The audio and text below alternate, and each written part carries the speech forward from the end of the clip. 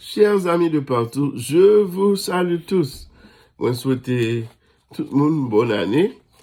Jeudi, à mon poté 14 job interview questions pour toute compagnie. 14 job interview questions pour toute compagnie. Nous connaissons routine là. Si vous pouvez abonner avec moi, on va petit plus là. Dans la photo, moi, peser petit plus là. Et vous pouvez abonner avec moi dans YouTube. Sur Jwenn Rony Janvier. Et vous pouvez abonner avec moi dans YouTube pour nous toujours qu'un contact. Lorsque vous regardez la vidéo, vous peser petit cœur, faire une rouge. Si vous aimez la vidéo, peser petit bouton carré, faire une jaune. Pour capable mettre la vidéo dans favorites, pour qu'elle retourne là-dedans n'importe l'heure. Ou bien besoin. En avant.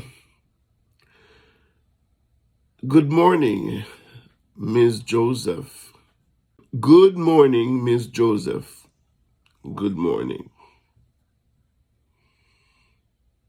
How are you feeling today?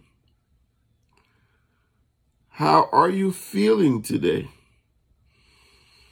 I'm feeling fine. I'm feeling fine.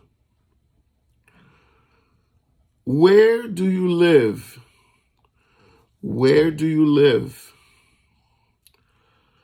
I live in Rosedale, New York. Number 4. How did you hear about this position? How did you hear about this position?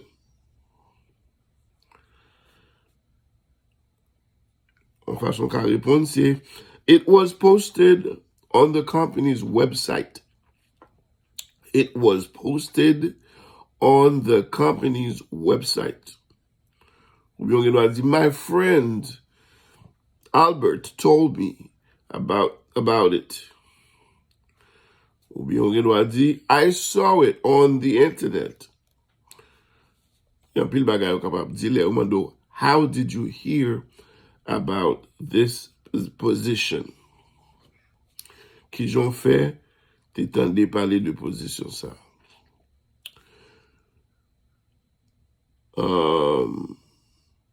Number 5. Tell me about yourself. Parlem de ou.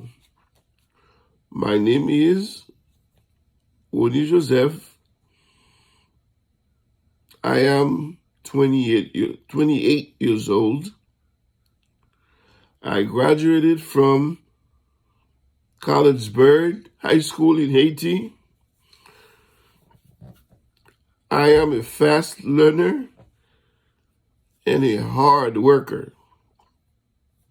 I'm looking for a position here at your company. Et moi dis que moi gradué dans collège Bird Haïti, moi c'est un monde qui apprend très très vite, moi c'est un monde qui travaille dur et m'attend pour moi gagner une position pour moi assurer me une position dans la compagnie. Are you a legal resident of the US? Are you a legal resident of the US? Est-ce que vous légal? Est-ce que vous avez un papier légal dans le pays moun yo? And the answer is yes. Number 7. Do you have a social security card? Est-ce que vous avez un social security? The answer is yes. Tell me about your skills and abilities. Number 8, tell me about your skills and abilities. Fem konen ki skills ou gen, ki talon gen. I am a very good cook. I'm fond of faire manger. I am familiar with the cash register. M'ka travay nan cash register. Cash register, c'est kote ya pou mettre l'argent, kote ya pren l'argent. I am a very good driver. Okay. So le ou do skills ou ba ki talon gen. Okay. Skills la son bagay ou apprendre faire et pour faire très très bien. OK? C'est son bail, son gift lié. Number 9. Tell me about your work experience. So, pas experience, ou dit, this is my first job. Le modo, parlez-moi d'expérience ou gain dans travail. So, pas experience, ou dit, this is my first job. Si vous avez expérience, ou dit qui botte expérience, combien de temps gain, combien de années expérience vous gain. I have 2 years of experience in business. They go business in IT. And I have 2 years of experience. I have 1 year of experience in babysitting. Il y a des gens qui babysit, les gens viennent ici, tu babysit. C'est un travail lié à babysit parce que vous touchez pour ça. Number 10. What do you know about this company? Qui sont connaît de compagnie ça? Qui sont connaît de compagnie ça?